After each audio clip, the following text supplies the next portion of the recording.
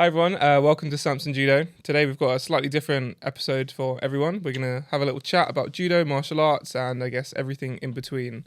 Before we get started, I just want to shout out Mondello for sponsoring this podcast. They produce stainless steel water bottles, perfect for training, traveling, I guess anything else that you want to use to carry your liquids, I guess.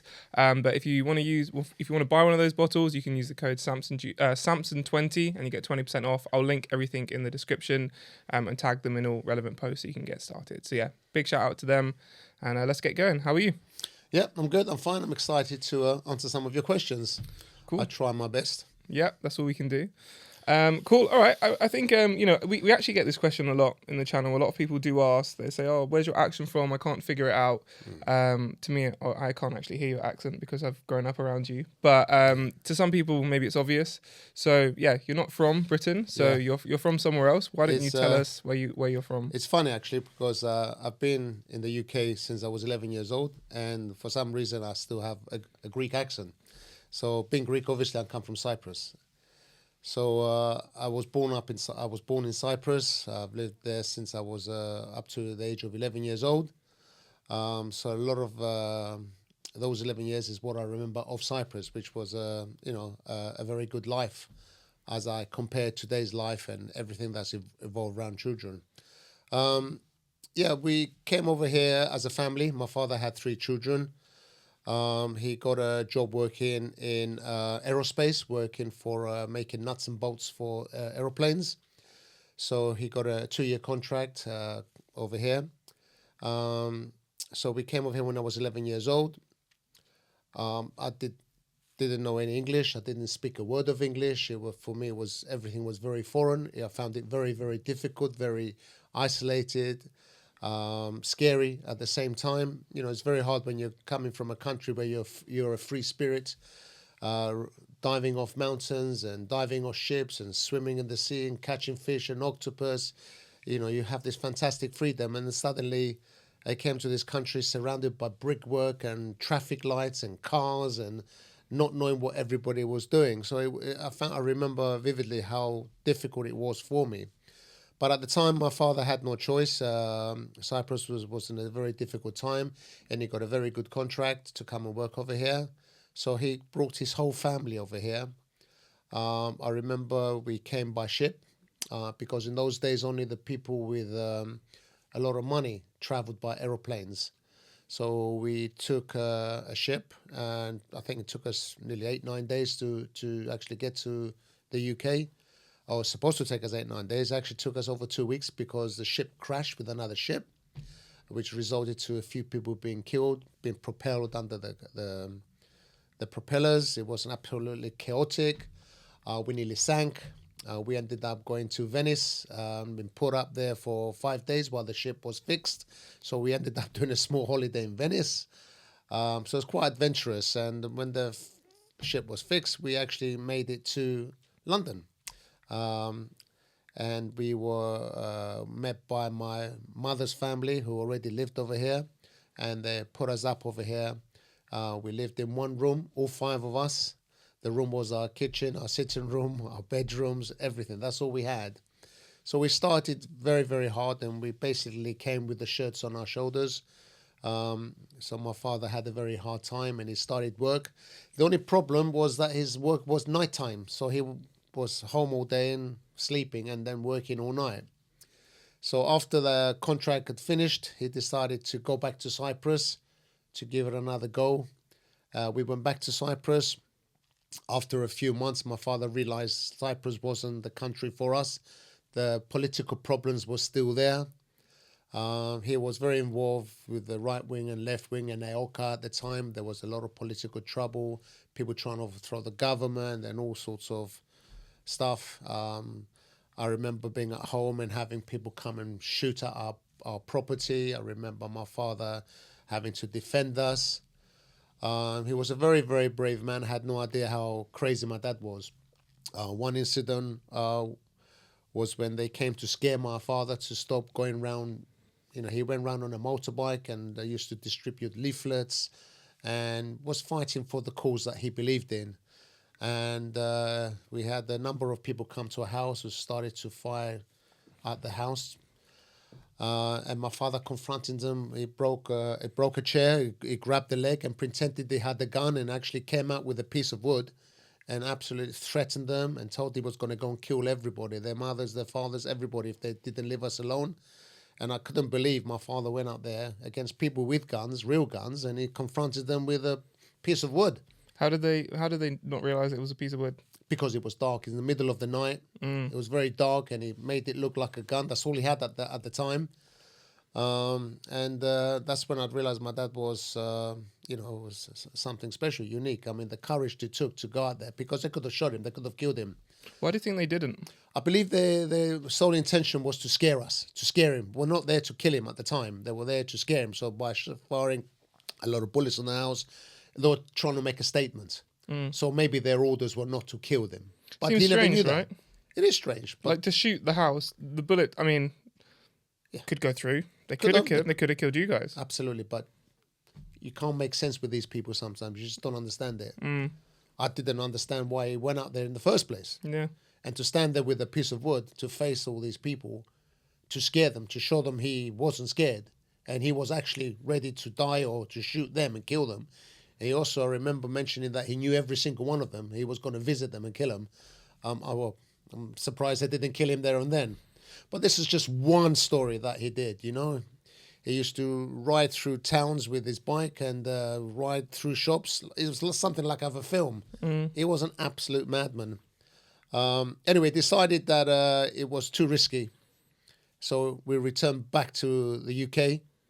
I think at the time I was about 11 and a half years old. We came and stayed with my grandma. And at the time, my father had an idea on barbering. He was a barber.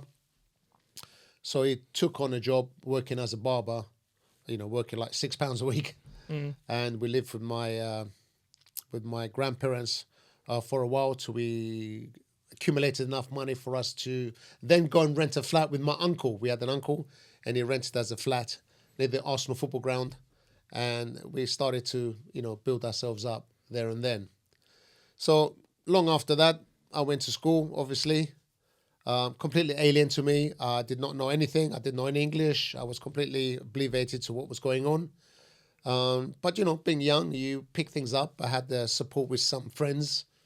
The teachers were very good to me. I had a lot of trouble because I come from a hot country. One of the things I found very difficult for the UK was cold. It was a very cold country back in the 70s.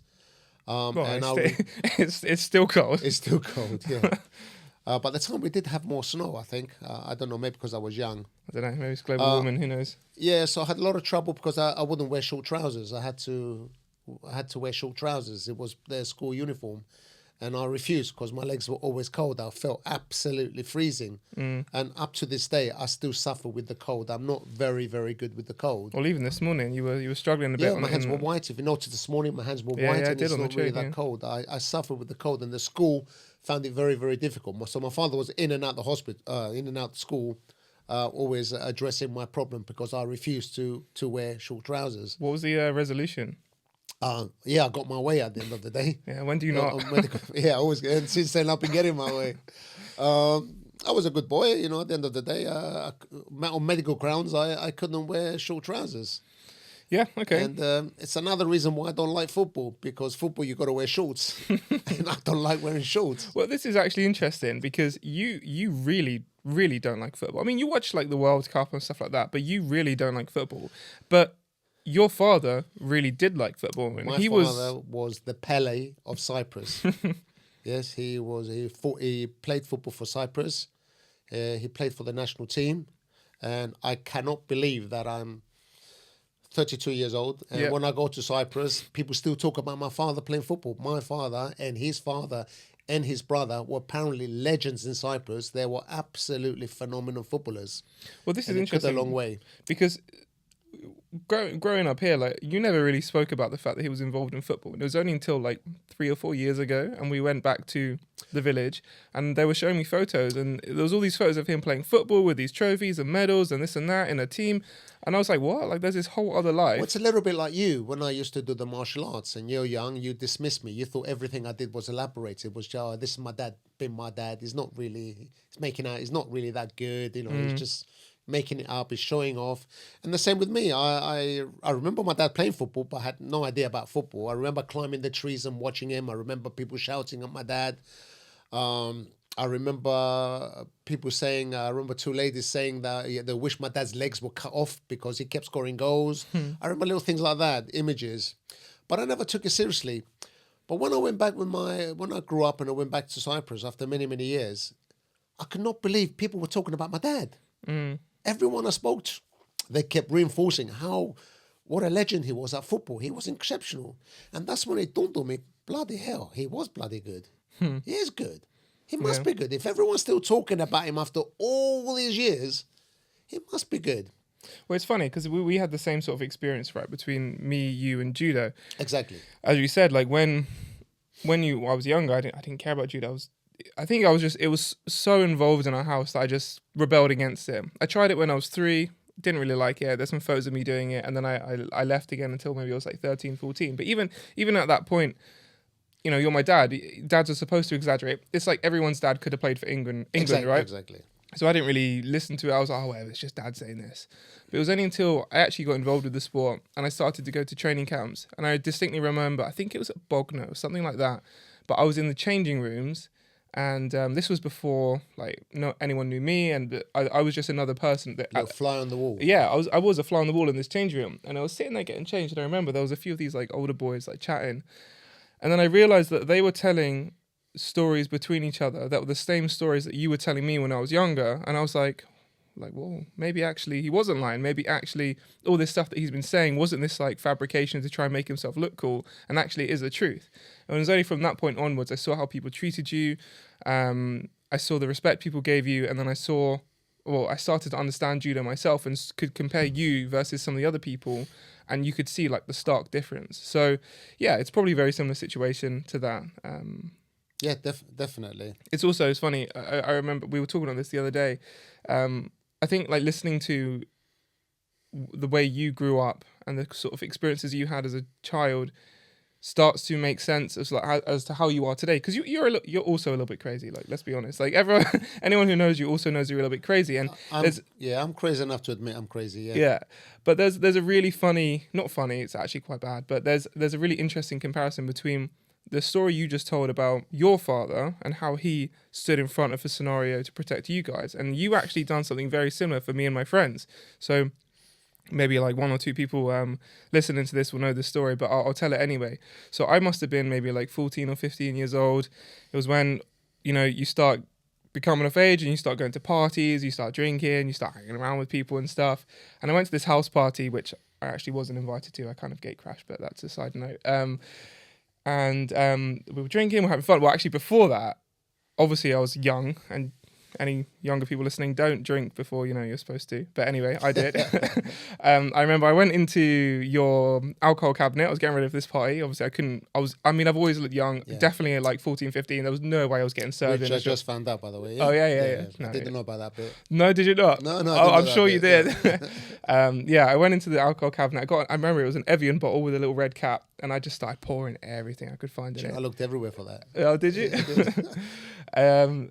Whiskey, ouzo, Zivanir, vodka, anything. I just put it in, just made this like brown liquid, and I was like, yeah, this is me for the night. Anyway, so I go to this house party, start drinking it, having fun. I have zero tolerance to alcohol at this point. And I mean, to be honest, even if I had a tolerance, I think the cocktail I made would have knocked out an elephant. Start drinking, start having fun, and obviously get a little bit worse for wear. And I remember my friend comes up to me and he's like, Sam, like, we need to leave. There's a gang coming to this party. And I'm like, what? I was like, whatever, I'm having fun, blah, blah. I think I was probably trying to chat to some girl or something. I just didn't care. I was having a good time. And he comes back like half an hour later. He's like, Sam, no, we really need to go. Like, there's a gang. I don't know how he even knew a gang was coming, but he knew that a gang was coming. He was like, Sam, we need to go like now. And I was like, no, leave me alone. I'm having fun. Anyway, at some point he comes up to me again, but just goes straight in my pocket and pulls the phone out of my pocket, and he phones you. And he's like, because your name's obviously also Sam. He's like, Sam's too drunk or whatever. I mean, I don't know. This is what you both told me. Sam's too drunk. Like, there's a gang coming to this party. You need to come pick us up now. You need to get us out of here.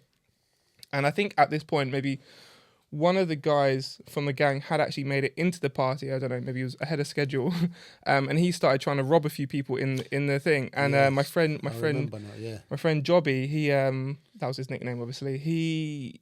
his defense mechanism was to stop, drop, and roll. He just like fell on the floor and started rolling around on the floor, and somehow that worked. I think the guy probably thought he was a little bit crazy. I don't know, or it just wasn't worth the effort to try and pick him up. Anyway, for me, it cuts black at this point. I can't remember anything. The next thing I remember is I kind of come to.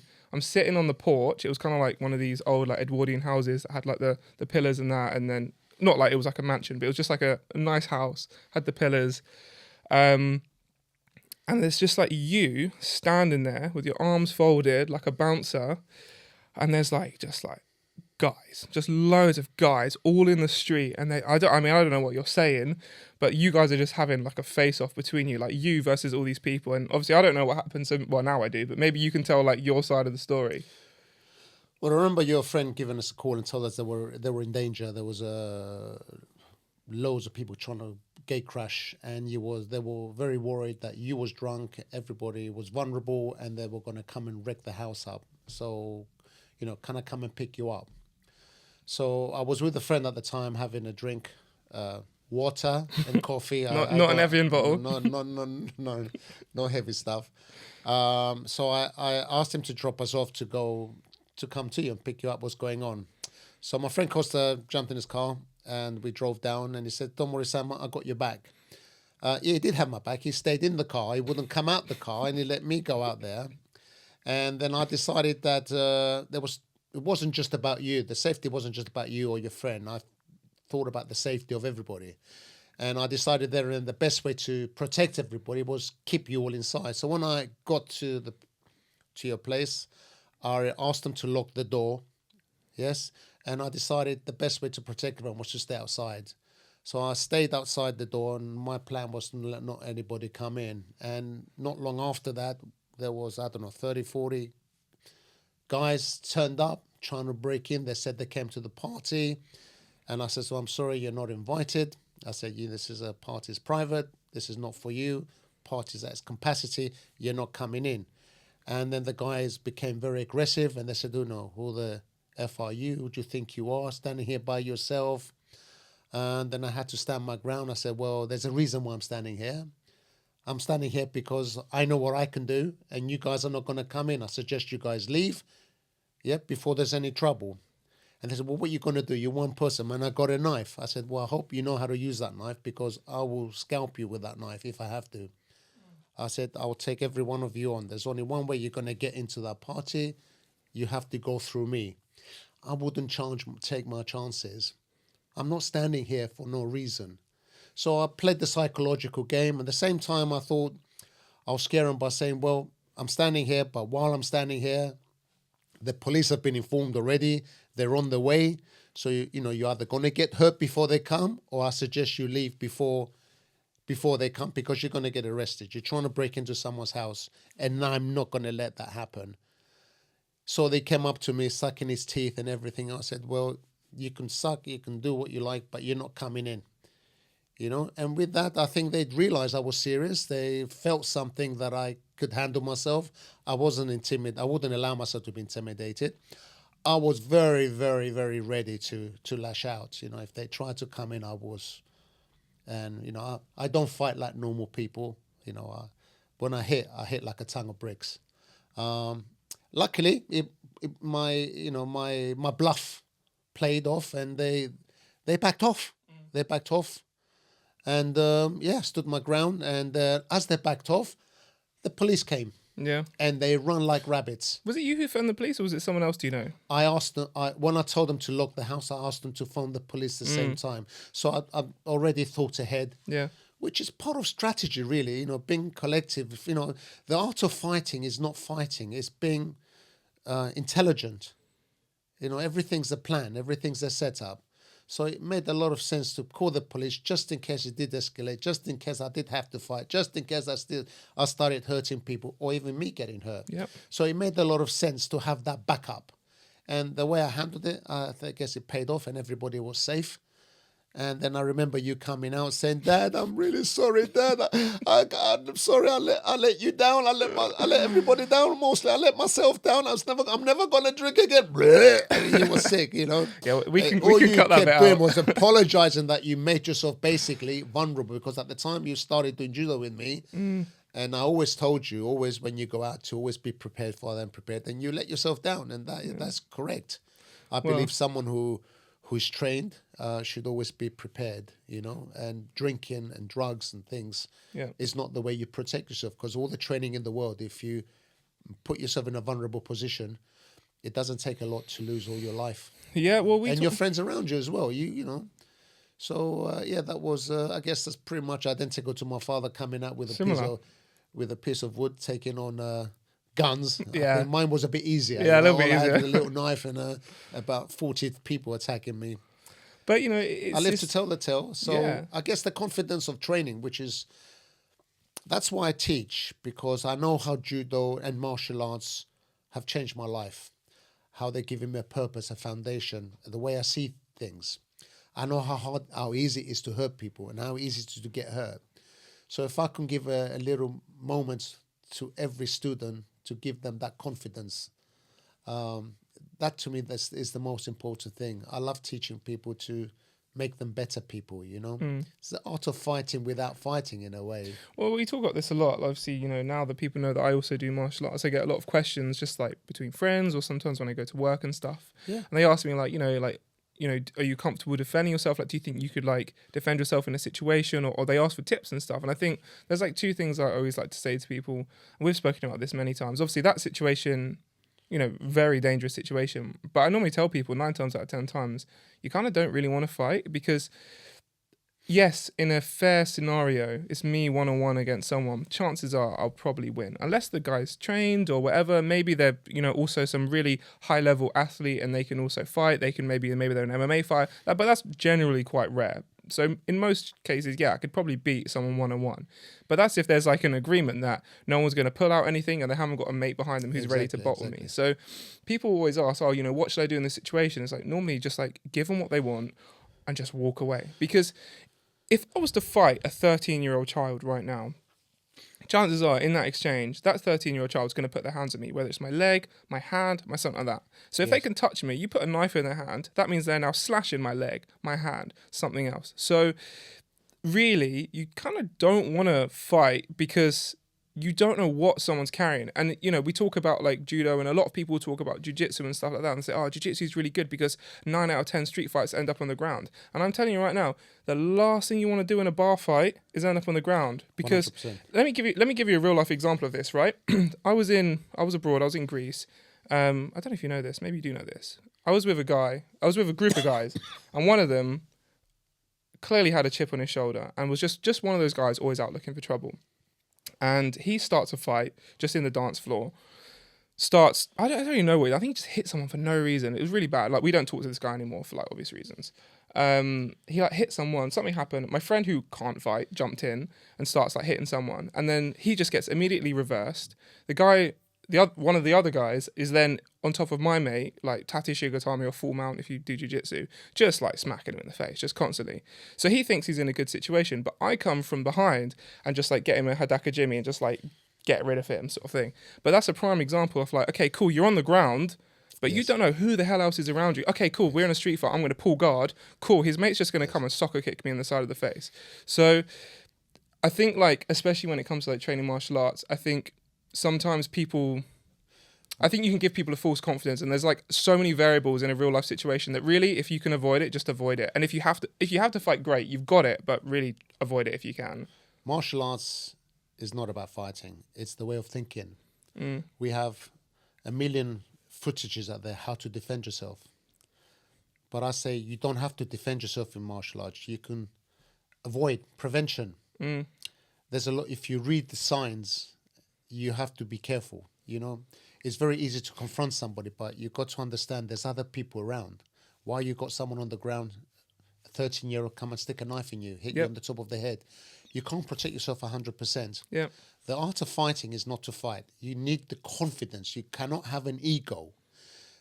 The other, you know, two things can happen. You can get hurt, and then we have another problem, the law, the system. I defend myself. I crack someone's head open. He gets brain damage. Then the rest of my life, I'm in prison or I'm in courts. I have to prove myself. Yeah. So it's not worth the aggravation, especially if it's something minor. You only fight if you have to fight, if you're pushed in the corner and you can read the signs that you're Last actually resort. going to fight, you have to fight, otherwise you're going to get really seriously hurt Yeah. or you're going to die. That's the time. And I wish these people stop doing all these self-defense videos out there, which is really, they're not correct.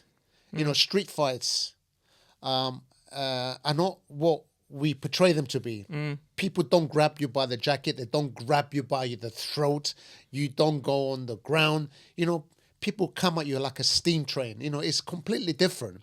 So if you can avoid fighting, avoid it. If you're walking across the road and you see a bunch of guys walking towards you, loud, mouthy, whatever, okay, what's the scenario? Do you walk through them or do you cross the road and walk the other side? Yeah, don't go through it. Don't take the chance. Cross the road and walk if you want to play safe. If somebody spills the drink, apologize. Be pathetic. Be aware. Use people's names. If you've heard someone's name, calm people down. The problem why people fight is ego. Everyone has an ego. Everybody wants to prove themselves. And it takes more courage to talk your way out of a fight than stand there and fight. This is not that I've ever worked on the door. I don't fight because I'm intelligent. You've got to be smart. I don't want to be and say I don't fight. I have fought and I have hurt a lot of people in my time because I've had to. And I've done it in a way where I don't report it. That's another problem we have because unfortunately the law today seems to attack the person who's been attacked than the person who actually, they're not more interested in the victim than they are with the person that's attacked you. So I've had issues before where the police have treated me like not the victim, but the criminal. And I think that's very, very unfair. It's very complicated. It is complicated. I guess it's because it's also like if they come to a scenario and it's like the end result of the exchange, it's very hard for them to tell like what happened, right? It's to very them, hard, if they see like one person on the floor beaten up and the other person standing up, it looks as if you've beaten them up. Which is why in some ways, I know a lot of people are against CCTV, but actually sometimes CCTV is pretty handy because you can see the build up to a scenario, right? 100%, but you can't have a CCTV in the back of an alley or in the middle of the club, or if you're walking down the street, you beat someone in a club, you're walking down the street, next minute they follow you, they stab you, that's it. Well, this is another thing, right? So I remember we had... it's a consequence of I can beat you up, I can kick the shit out of you, but then 2 days later, you find where I am. That's why if you look at bouncers in clubs, they never stay in a club the same time. They'll stay there for a few weeks and they get circulated around because obviously they push, they hurt people, they get people and they get targeted. So one of the rules is bouncers do not stay in the same club too long. They get moved around to different places. So this is also a little known fact of you. You worked on the doors a little bit, didn't you? Yep, I worked on the doors because of my background skills. I all started from school, where every time we had an event, I was actually the security at the school.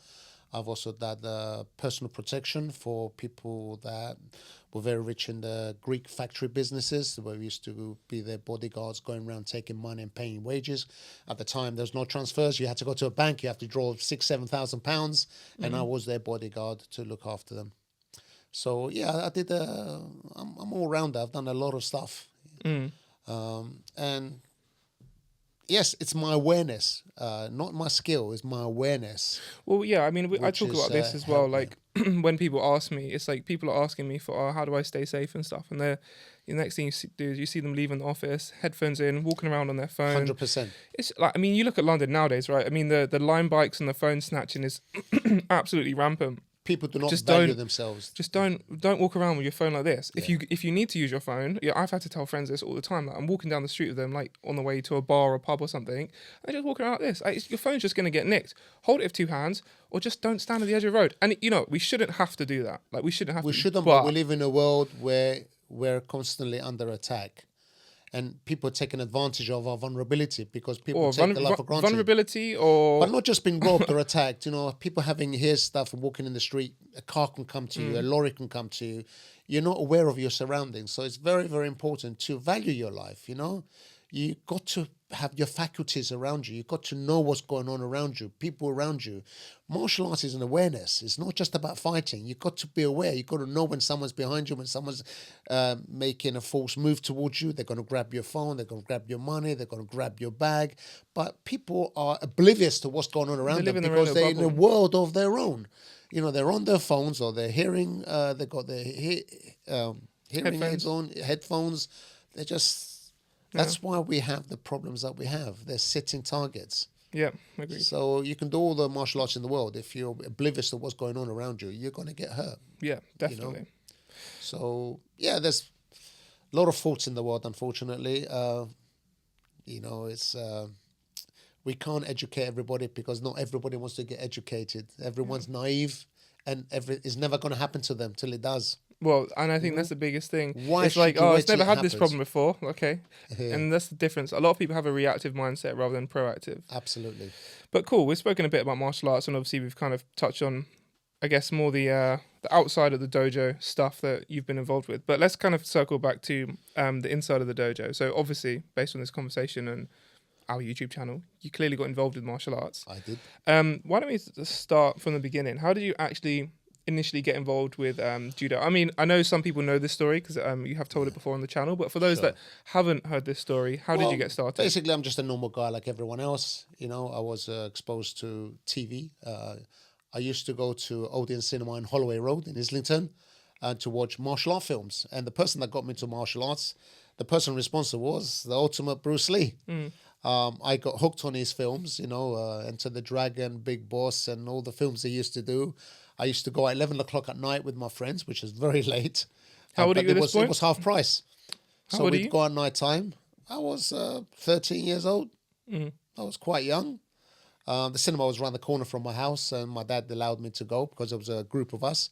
And we'd go and watch martial art films, and it was completely new to me. I come from Cyprus. All I was used to is fighting against octopus and fish.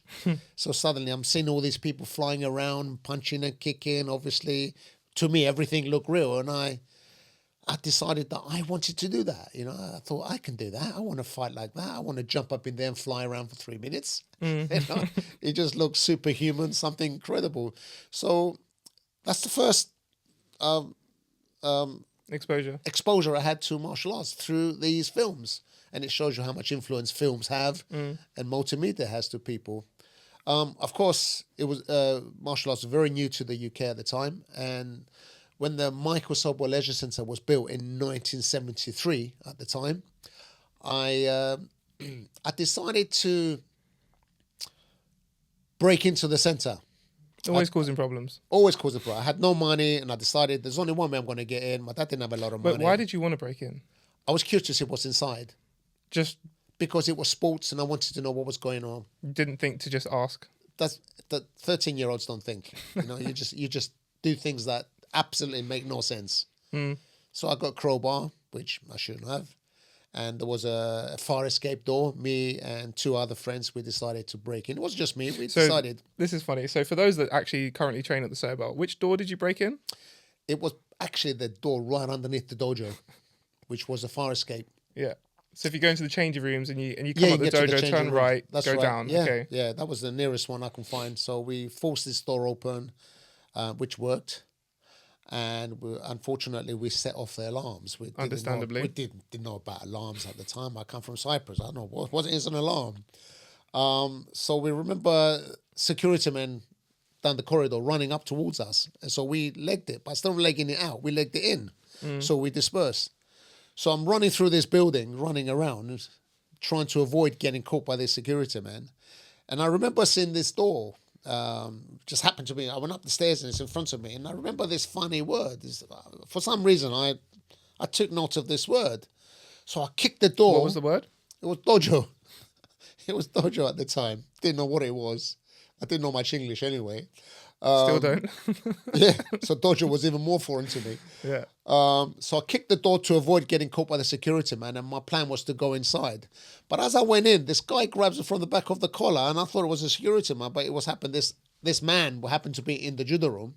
And then I apologized. I made that my friend kicked me, pushed me through the door. And I didn't want to go out because I wanted to stay in that room as long as possible so the security man wouldn't see me. So I said to him, what's this funny word called dojo? What's this word? What's this place? What's those mats? It was at the time, it was a white canvas. And I started asking questions. I wanted to build up a conversation so I didn't get thrown out. So at the time, this person was an English guy, and his name was Alan Fromm, who ended up being my tutor, my coach for judo. And Alan reluctantly started to explain to me what he did, what he was doing there, what this room was.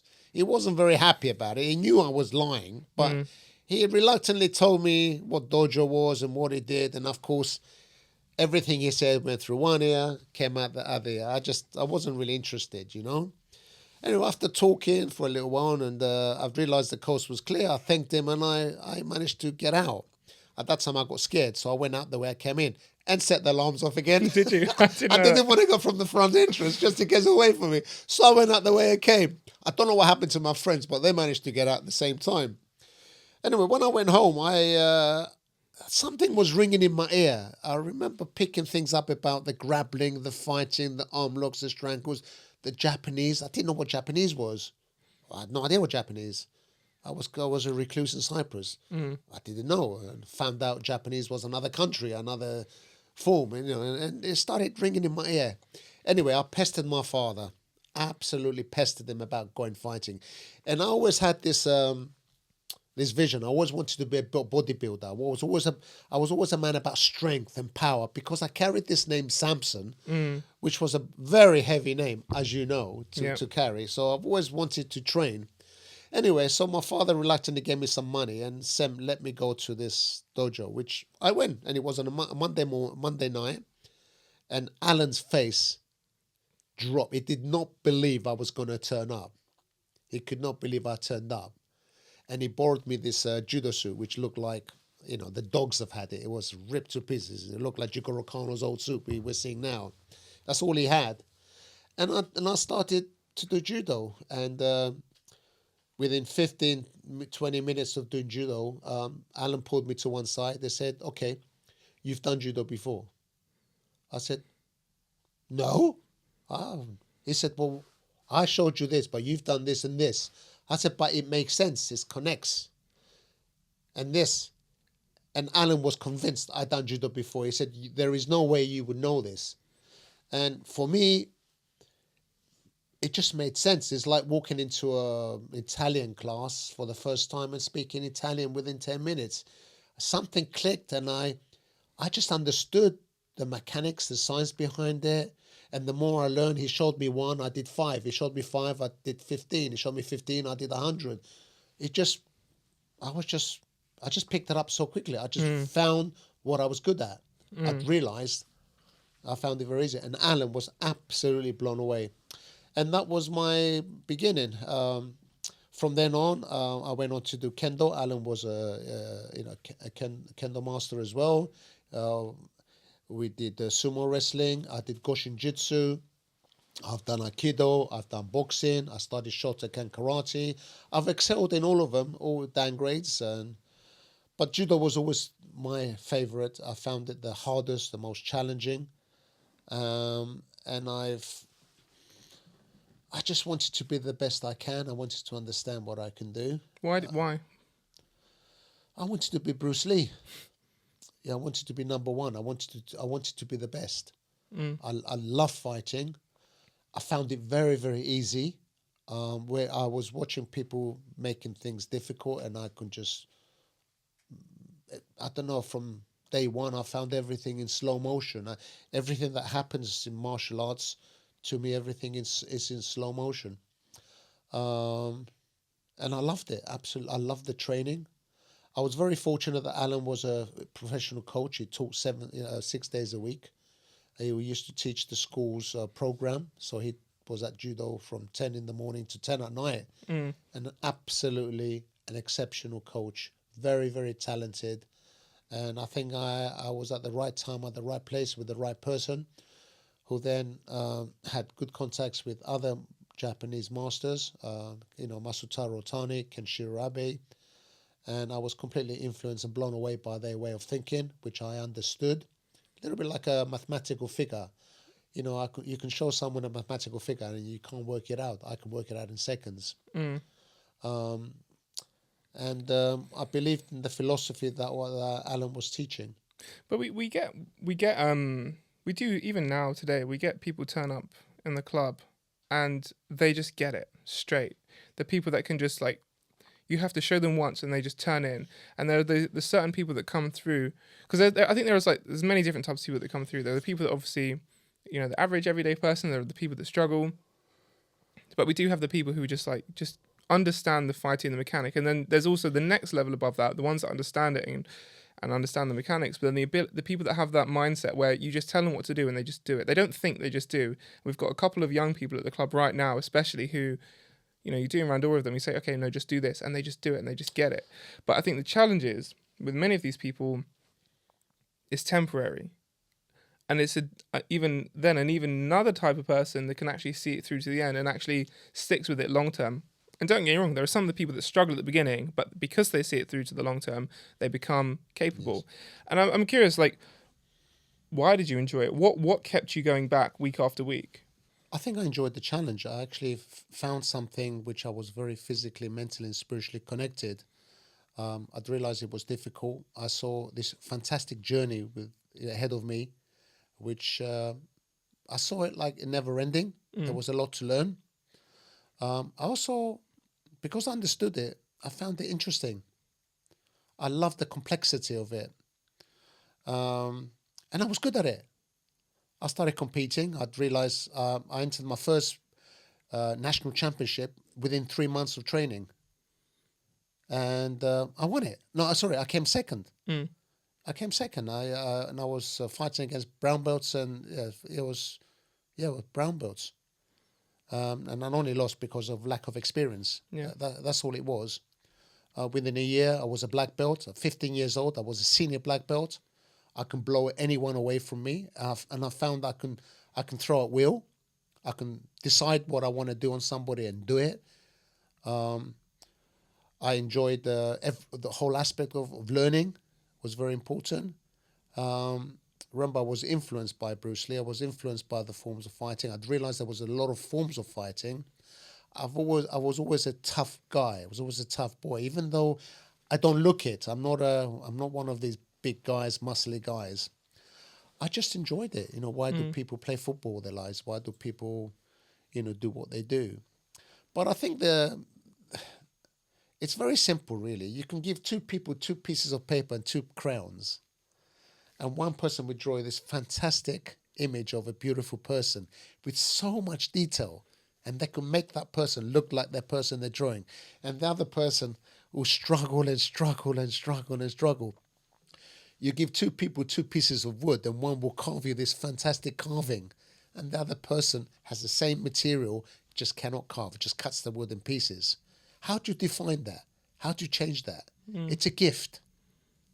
It's a gift. And then you give that person another piece of wood and he carves something else. And there's no end to his carving ability or to his drawing ability. I believe my gift was to fight, is to understand judo.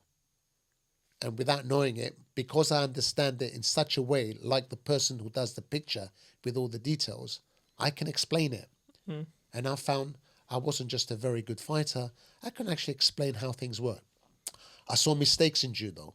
I saw better paths, better skills, better way of improving something. Even though judo is traditional, even though these techniques exist, they were founded, they're thousands of years old. Doesn't make it correct. There are better ways. If you understand the science behind it, you can improve things. But I keep it traditional, but I can improve. There are so many mistakes in martial arts. And I guess because I'm that person that can draw that perfect picture, I can break it down and improve things without distorting it too much. Because it's very important to keep that tradition, because they're like the foundation bricks of what we build on. So I don't want to change it too much, but it doesn't hurt to tweak it and make it better or show variations around the same technique or skill. I can see the depth of any martial art and perfect it. It's just a gift. Of course, you have to work at it. I train 7 days a week, non-stop. Well, this was going to be my next question. It's not just, if you don't... as you said, we have people who have gifts, but they're not prepared to do the whole journey. They stop for whatever reason. So even though they have the gift, they haven't got the full vision to complete that gift. Everything's a journey. If you complete the journey, you know what happens from A to B. If you stop halfway, you only know from A to B, not Z. So how often were you training? What was your, at this point, you've just started judo, you're 14, around 13, 14 years old? 14 years old I started, yeah.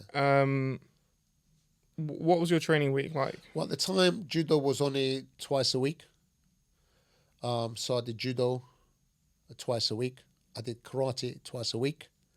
I did Goshin Jitsu twice a week. I did Aikido once a week. Then I joined the local boxing club as well downstairs. So I would do boxing. They had early sessions boxing. Then I would stay and do karate, Shotokan karate, which I achieved my first dan. And then straight from karate, I would go straight upstairs for the evening class to do judo. So I was training non-stop. And because my teacher taught at the school for schools, I would often, I shouldn't say this, take time off school and I would train from 10 o'clock in the morning to 10 o'clock at night. And then that's when I started to help Alan teach.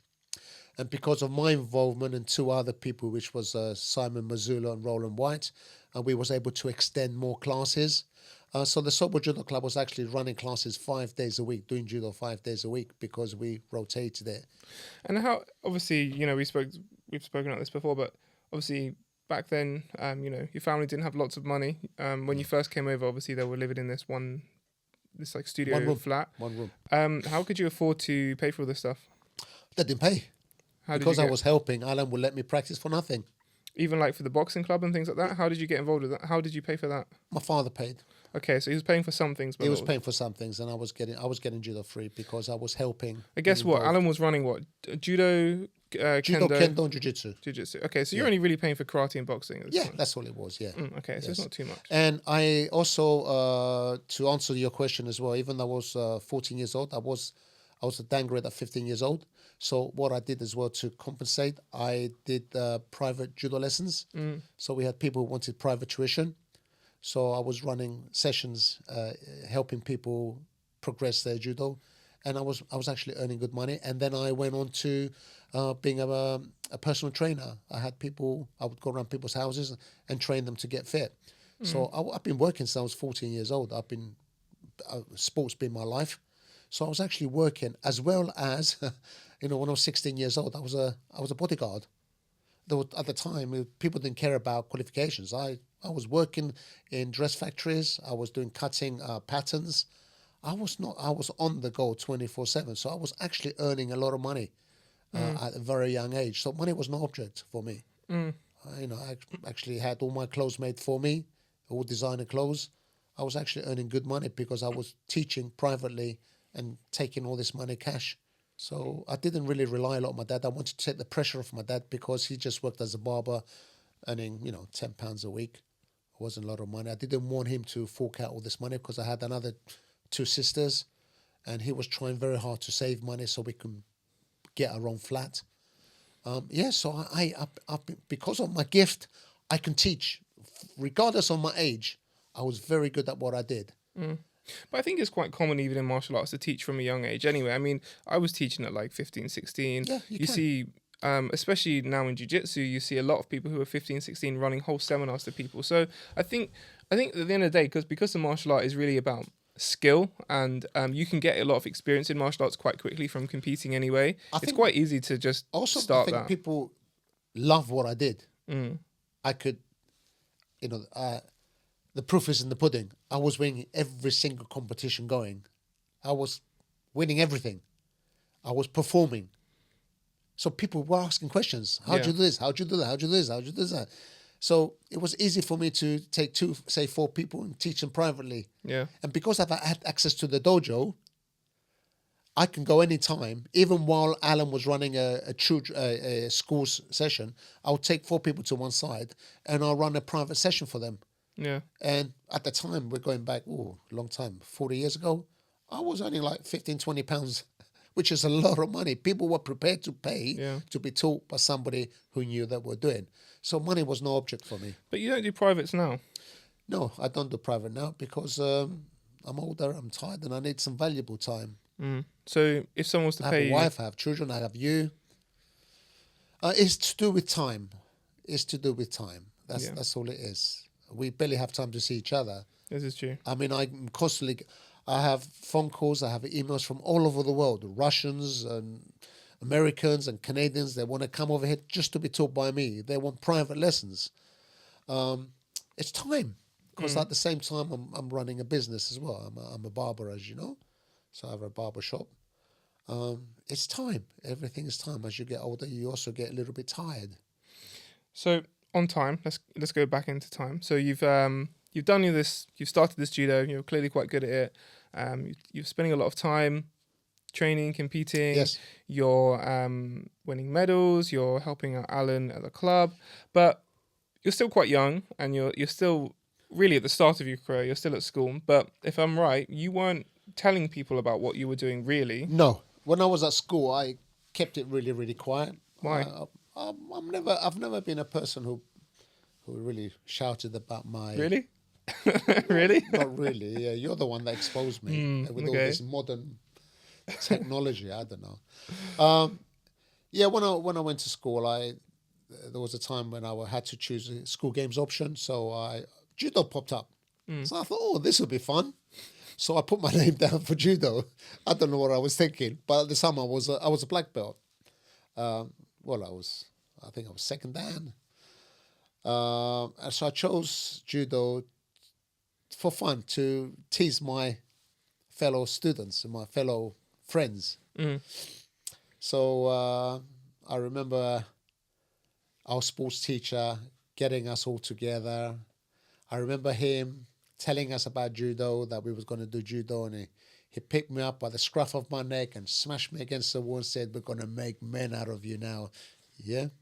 So I remember keeping quiet, and his name was Mr. Metcalf. A lovely guy, lovely sports teacher, but very, very full of himself. And he was, at the time, I found that he was a blue belt judoka. So obviously he was showing off, trying to dominate and control us as kids. And I kept quiet at the time. And the day before we came to judo, he kitted us out with some school judo suits, which were yellow and were like right down to my ankles. That's how long the judo suits were. They just kitted out wherever they had. So I had a little plan on my sleeve, because I was planning to go to the judo. So I knew at the time that Alan wasn't going to be at the session, and I asked him not to, because I had a plan. On the day of our event, I separated from my friends. They had no idea. Nobody had an idea I was already a master judoka. I went up in my office. I put my own judo suit on. I put my black belt on. I waited for everyone to come into the judo room. Then I opened the door and I walked out. And I remember my sports teacher, Mr. Metcalf, looked at me and he didn't know where to put his face, because I turned out with this beautiful white suit with a black belt around my face, my waist. You're around your face. my waist. And obviously he'd been hammering me around and pushing me around and making out he's going to make a man out of me. And it was sheer horror when he saw me. And he lost his words. Like, what are you doing in there? What's that you got around your waist? Where did you get that from? Take it off. I says to him, "I'm really, really sorry, Mr. Metcalf, but I'm actually the coach today." And he just didn't know what happened. I said, "Sorry to put you like this, but I'm running the session. And, Alan's not going to be here." And then I started taking lead of the class, controlled my friends. They were shocked as well, didn't know what's going on. And obviously they'd realised I knew what I was talking about, because I managed to get the class together, pulled Mr. Metcalf to one side. I said, "I'm really sorry, I'll explain to you later, but I'm actually the teacher." I said, "Today you're going to be my uki. You're going to be, I believe you're a blue belt." Yeah. I said, "Well, you're going to assist me today, Mr. Metcalf. I'm the teacher. You're the student." Cut the story short, I taught them judo and I used Mr. Metcalf as an exhibition, and I did every single throw, arm lock, strangle, hold down. We did randori.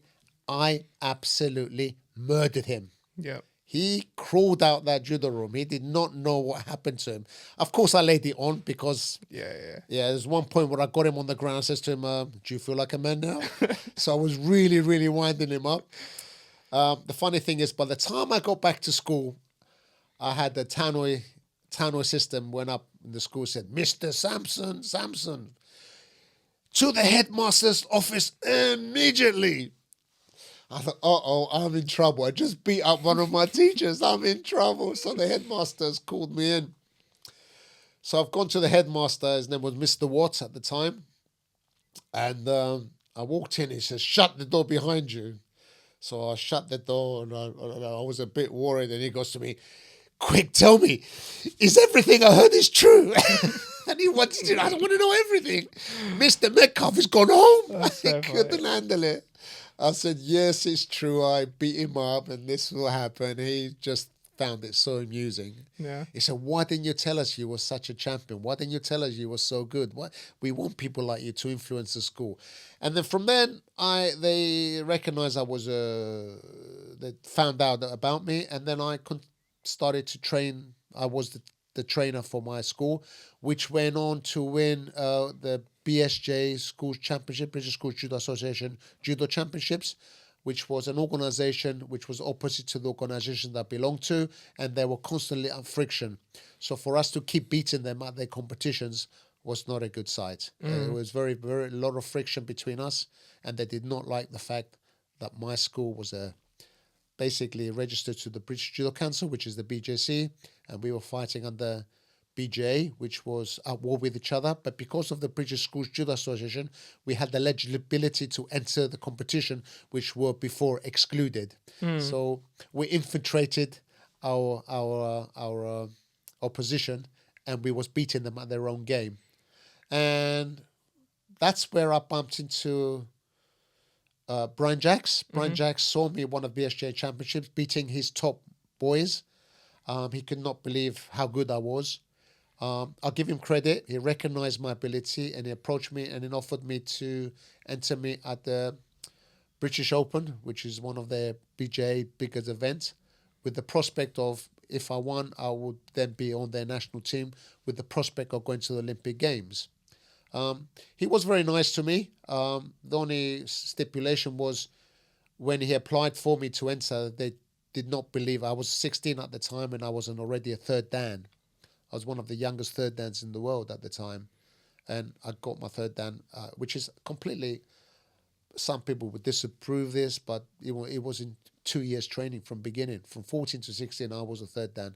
But I knew everything there is to do judo. Every single kata. I've won the British Championship so many, the BJC National Championship so many times.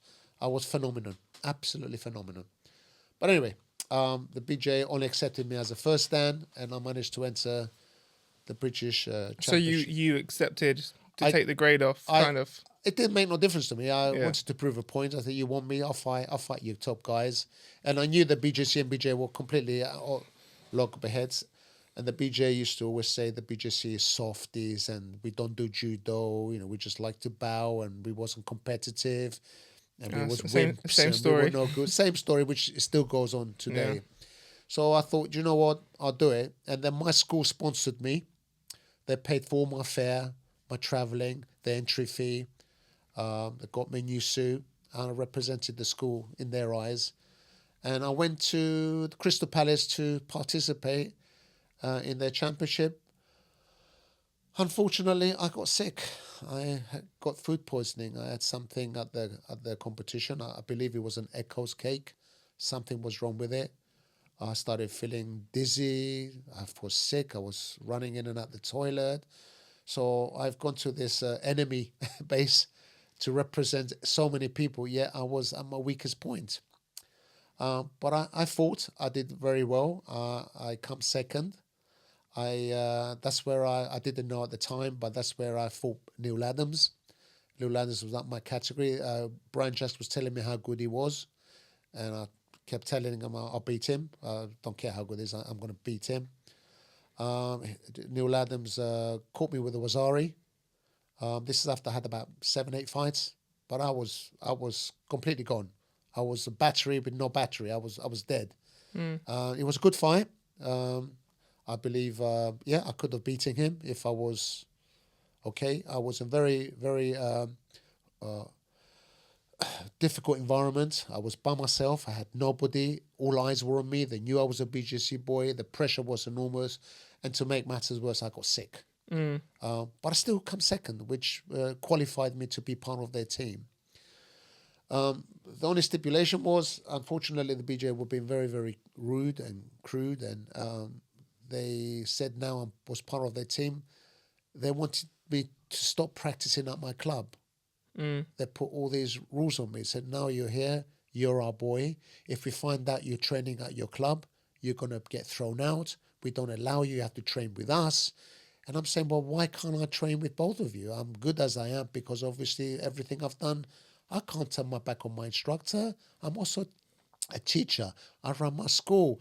I'm responsible for a lot of people. Why can't I train with you and them? I'm happy to support you, but it's not fair that you're trying to stop me from my teachers like my father. He's taught me everything I know. I know you have your political differences, but it's not fair. Let me be the person I am through the things that I'm doing. And I'll also train with you. That wasn't good enough. They wanted to complete control me. They didn't. I think they were going to be embarrassed that a BJC person was actually part of the British team. And they put a lot of pressure on me. So I said to them, well, I think you're unfair. I don't think that's right. Stick it up your ass. I don't need you guys. And I refused to turn my back on my family. And my organisation thanked me for that with a letter from our president, which was Masutaro Otani, Robin Otani, chairman and everything else. I believe they made a mistake. I think they should have pushed me forward to say, look, we value your loyalty, but I think you got a great opportunity to actually make a voice if you do well at the Olympics, because they were all well aware of my ability and capability and my potential, which was limitless. They should have really pushed me. But my loyalty to my instructor and my organisation, being a young man, I was naive and I was fragile. I didn't have experience. I was just being loyal. Yeah. But it cost me because I'd realised now that I'm wiser. If my organisation was wiser and they allowed me to take this opportunity, I could have been Olympic champion quite a few times. And then I would have had a voice to maybe find a solution between the two organisations. Which, that's politics for you. They destroy so much good. Do you have any regrets about that situation? Yeah, I think wisdom says I could have found a better way out of it. My teacher as well made a mistake. Yeah. He should have said, no, this is a great opportunity for you. Not many people get this far this quick. I think you should do it. You can train privately behind that. We find a way. Yeah. And I think to stand by my decision without actually finding another solution, I believe my instructor, my school, my organisation done a very big mistake because I am who I am because of the ability that I have. Imagine if what I could have done with these Olympics and World Championships, that I was always excluded because of politics. And I believe that still happens today. There are so many good judoka out there who have fantastic ability, maybe better than mine, who are excluded for political and bureaucratic reasons, egos, organizations. It's not correct. Well, I mean, the hoops I've had to jump through to try and just even walk through the door of some competitions. Exactly. The hoops I've had to run through just to people to say, okay, you can actually turn up to this event if you want. I mean, obviously it's nowhere near as much as, impact as what happened to you, but I spent a good portion of my career not really being able to compete. Up until like 20, really, I couldn't go anywhere. I couldn't do anything, really. There was a handful of small things here and there, but they just constantly just shut the door in my face. And even if I did go, there'd always be problems when I turned up, or this or that, or there'd be some kind of argument or dispute, which is not the environment you want when you want to just turn up and engage in the sport, I think it's sad that you told me stories of turning up as a 17-year-old boy to visit a club and they wouldn't let you on the map because you wasn't a member of the BJ or BJC. No, it was specifically... I'm not going to name the club because that doesn't help anyone, but it was a club in London. I turned up to the club. I was only 17. I was a black belt then. Most times you walk into a club as a black belt, you're opened with welcome arms, but they opened my license. They saw my name. They saw the club I trained at, and they said no. Yeah. They just denied me straight away because of my surname and because of where I trained, which is not, if we look at Kano's philosophy of mutual welfare, mutual benefit, breaks every rule in the book. Everything that judo stands for is broken by these bureaucrats who spend more time rubbing their noses in books and pencils and papers rather than just actually being on the mat. And it just damages everything, because if I was allowed to train at that club, they would benefit. They would benefit because they're people who get more experience. They'll get inspired. Or let's say they smash me. They'll prove a point. But at the very least, it's another person paying money into their bank account. Absolutely. I was happy to pay my way. I was happy to be there. I was happy to support them. I lived local. I could have gone there every week, twice a week, given them money in the bank. And it's funny actually. Many years later, I was training at another club, and it was a randori session, and it was like a winner stays on sort of thing. And I was standing at this point. I would have been like 24, 25, so well within like my career and experience now. And I was standing there, and there was the instructor from that club, the same person who denied me, was visiting the club as well to do randori. And it just so happened that as I came out and I was on, and he was next up, I just looked at him dead in the eye, and I was just waiting for him to turn up to me. And like I was basically saying to him, like with my eyes, like, "Come on then, let's go. Let's see what happens then. You denied me. You turned me away all those years ago. You stopped me in my tracks. Let's see. Let's go." Yeah. He just looked away and walked off. Exactly. Yes. And it's just a shame. And I shouldn't have even had to have done that. That shouldn't even be a story, really. Like the way people treat each other in this martial art tends to, like you say, go against every rule in the book, and it's a real shame. Yes. But this isn't about me anyway. No. So this happens, and it continues to happen, which I think is a shame, because if I was in charge of the national governing body of this country, we have a lot of problems with judo in this country. And if I was in charge, I understand many people have issues and different ideas about judo, but my main priority to make this country better in what we do, to make us more successful, I would really go out of my way to unify everybody, bring everybody together, work together. As a national governing body, I need to be the umbrella.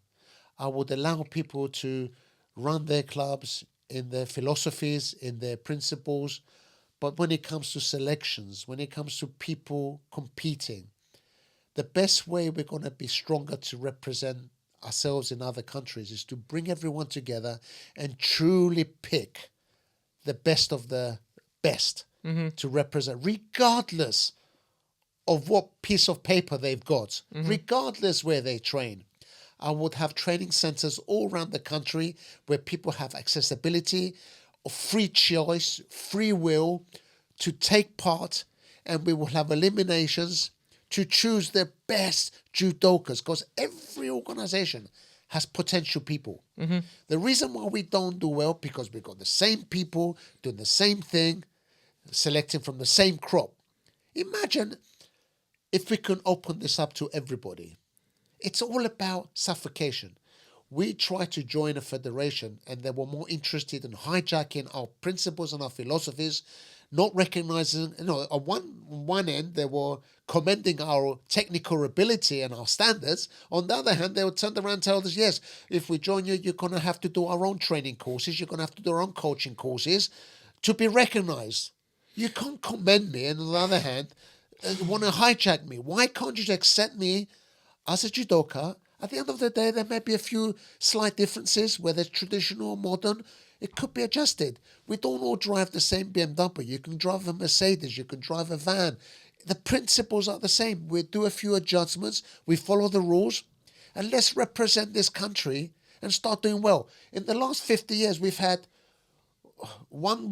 the silver medal and about a gold medal. We haven't had many medals. We've had Paralympic gold. We've had a few successes in ladies. Yeah. But when you look at the overall, some countries win all this in one competition. I think you raise a good point though. I think, you look at like Russia, Georgia, France, Japan. They win these medals every time. And the reason is because they've got such a they've got good training, but they've got a wider pool of talent, which allows more people to come through, which allows more people to choose from. It's just Make it more accessibility. It's so hard right now. First and foremost, to run a club in Britain. That's another There's problem. so much red tape. It's so difficult. So much bureaucracy. Then it's so hard to like get to events because if you, like you say, have the wrong piece of paper, you can't turn up to the event or that event or that event. And all these headaches also put people off even bothering. We've had people who are really keen to compete, but because of all the headaches that comes with it, and it's money. They're just like, you know what, I just can't even be bothered. I'm just happy to train. Exactly. But and there's going to be thousands of people who feel the same.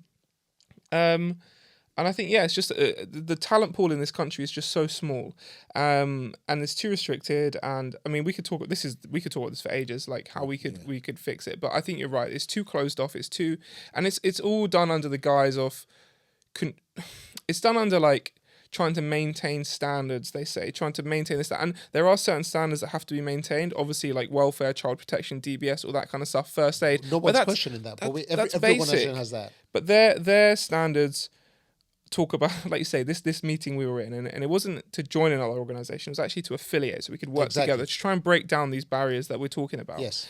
And yeah, you're right. They said, like within the first 5 minutes, it was like, you have such a great reputation for producing really great technical judoka who have a really great understanding of the system and judo and the martial art. And they would spend about 5 minutes talking about how great our understanding and our ability to pass on our understanding of the technical aspects of judo and help people apply that. Then in the next breath, they were like, but we'd have to regrade all your people to make sure that your black belts are up to the same standard as our black belts. Like, come on.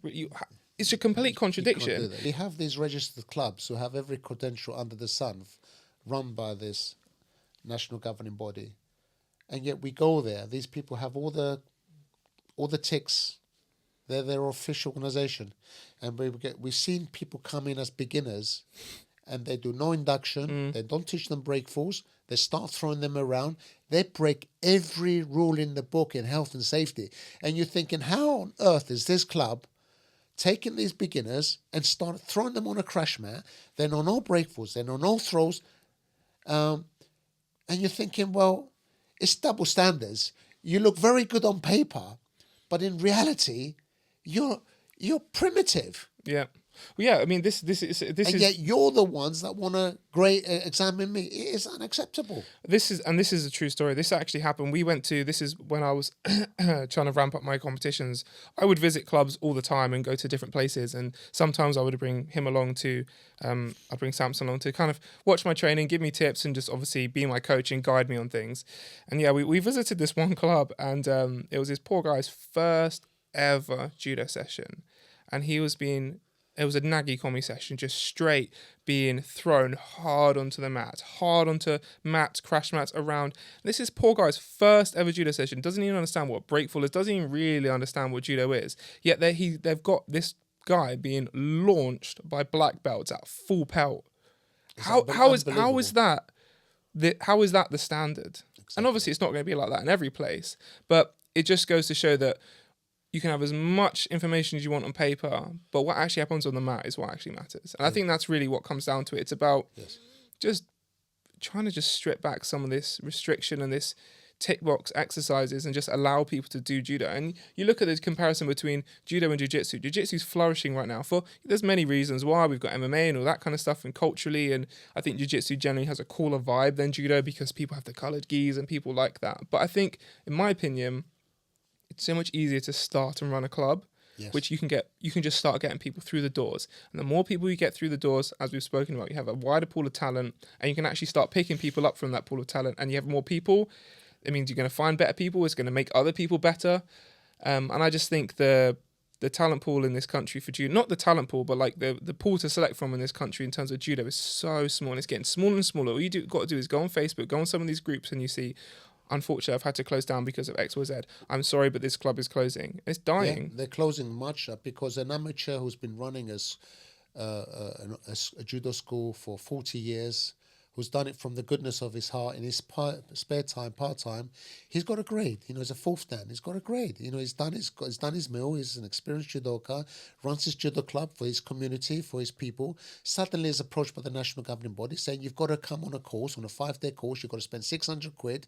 You've got to do this. You've got to do that. You've got to do this. You've got to pay this. We've got to come and grade your people. You're not allowed to grade your people. We have to take a percentage of your money. It's all about money grabbing and control. They make it so difficult for this person to function as an established club. He hasn't got the time to take all this time off. He's done his time in judo. He's just teaching judo. And then he decides, well, it's so difficult to run my club now.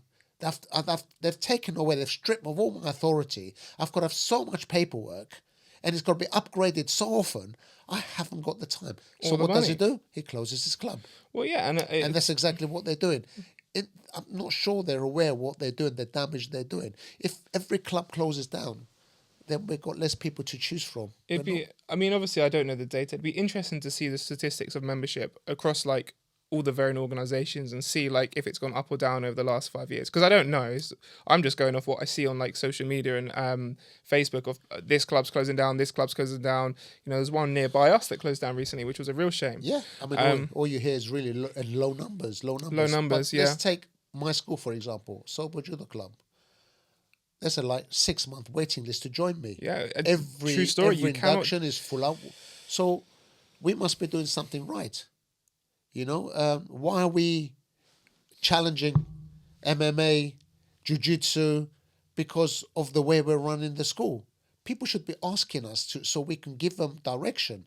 Because if we got 200-300 people practicing judo, if every one of our inductions is full up, and we got people coming from other countries to practice with us, our presence, our interpretation of what we do, surely that's a recipe for everyone to follow. Well, exactly. Like it's funny, like we'll have a visitor come and we'll be like, oh yeah, it's a little bit quiet tonight, and there'll be like 30, 40 people on the mat, and they're like, what, this is quiet? And it's like, yeah, because in the peak of our club, this summer, summer's always our busiest time because we have visitors and stuff, and I think people just like to train in summer. We can have around 60 people on a mat just on a Wednesday, which is mental. It is mental. And I think that's it. And, even things like that, obviously we're doing something right with our club, and we're willing to share that and try and work with other clubs to try and help them and help the community. Yes, but we're not qualified. We have to go. We have to go and have courses how to teach judo properly. Well, exactly. You see where this is just what we're up against. It's just ridiculous. And I believe every organization, everyone has something to offer. Mm-hmm. We just need to find a way to work together. Put our differences. There is no differences really. At the end of the day, we're all trying to do judo. Just put all this ego business to one side and identify. I would go to great lengths to, if someone's good at judo, I want them to be at my club because it's got something to offer. I'm not going to push them away because they're good. It's like myself. I got pushed away from my organization because I was good at what I was doing. They stopped inviting me to meetings because I asked questions. And they forgot one point, that I was actually working for them. I was their asset. Yet because I became so good at what I knew, I suddenly became a threat at my own organization. This is ridiculous.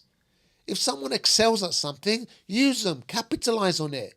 Don't look at you. If you got somebody working for you and he's suddenly turn your turnover 3 times as much money, you don't sack him. Yeah. You promote him. You find out what he's good at and let him teach everyone else. But we're living in a world now, martial arts specifically, when someone's very good and he's doing a good job, he's suddenly attacked upon. Yeah. This is ridiculous. No common sense, no logic. Too many old people with no ambition, or maybe their ambition is to keep their title. I'm sick and tired of watching people walk around with their belts on their waist, with their badges on their shoulder, and they know nothing. They don't understand. It's all about keeping your position. I gladly walk out my club and let someone better than me run their school if it's for the benefit of my students. The problem is a lot of people do things for the wrong reasons. Deep down, it's the wrong reasons. It's about protecting themselves. I put myself last. I couldn't give a monkeys what grade I am. I've always said it. When I put a suit on, I'm Sampson. I don't care if I'm a 9th dan, 10th dan, 100th dan, 3rd dan. I was a 1st dan and I can be anybody. It's who you are, what you can do with your body and your mind, what you give to people, how you inspire, motivate, encourage people, how you explain things. People judge you who you are. The belt is nothing. It is absolutely nothing. I am the same person whether I wear a belt, a trousers, a skirt or not. People decide who you are. People value you. Yeah. And I think we're successful because with the help of multimedia, I was very good at judo. I'm not making myself be big. I'm just who I am. I can't help being good at what I do. I'm not the best, but I'm okay. I'm good at what I do. And people value. Because I have a way of coaching, teaching, making people feel comfortable. And I never, ever look down on anybody. To me, we are all equal. You earn respect. You don't demand respect. That's the way I am. All my students call me Sam. They don't call me Sensei. They don't bow to me because they have to. We are Sam. We cuddle, we kiss, we say jokes. They know I'm human. This is about connecting. This is the best way to teach. Yeah. But everyone else wants to protect their status. They demand their status. They want to stand out. Look at me, look at me, look at me. But yeah. Well, this is an interesting point. This is the problem we have with martial arts. Because on the, you might be thinking, people who are listening, oh, if Samson's not interested about looking at me, then why does he do a YouTube channel and why is he doing this podcast? But it's probably people ask me questions. Well, there's that, but it was actually my idea to start the YouTube channel, and there was. And it kind of links off a lot of this political stuff that's going on.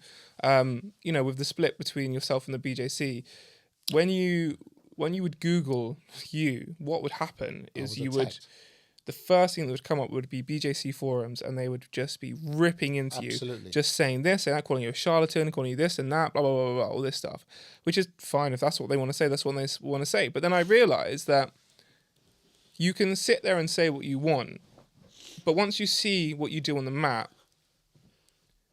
in my opinion, all that rubbish it doesn't mean anything. But at the very least, even if you don't like what you do on the mat, at least you can make an informed decision and make your own opinion. And for me, the YouTube channel was really about letting you have your say and letting you exposing your judo, and then letting people make up their own mind about you. If there are going to be people that listen to this that don't like you, there are going to be people that listen to this that don't like me, and that's absolutely fine.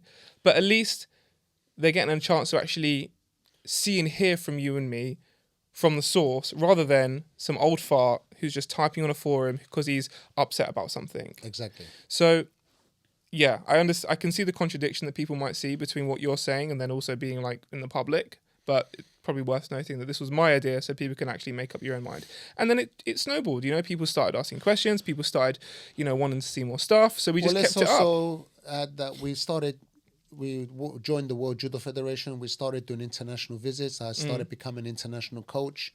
I was teaching all around Europe.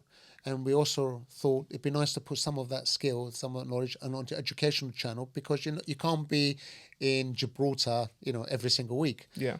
In Bulgaria, in Italy, in Greece, in Cyprus. So we thought the educational channel was also a good reference point to put some of the stuff. And it's a way of us allowing these foreign countries to look a window where they can look and practice themselves. It's a way we was elevating and helping them learn without me being there. A reminder of what we taught, how we teach, because we decided that we were trying to raise standards for other countries. We saw their weaknesses. We saw what they were good at, what they're not good at. And we also used that as well to help people. So it wasn't about boasting. It really is an educational channel to set the record straight and to allow other countries a window where they can look in and learn how to do a proper taitoshi, haragoshi, a transition, a groundwork technique. So we did it with all the best intentions. It had nothing to do about making us look good. It really was, and it is, about teaching for the right reasons, not the wrong reasons. Mm-hmm. And that's where people suddenly realize, oh, this guy's not the guy. He's not arrogant. He's not the guy that we thought. I am. No, I'm only inviting you. I'm only inviting you. Let's just say my arrogance is confidence. People that meet me sometimes, they take me the wrong way. I am, on the mat, I am arrogantly confident because I can back up what I say.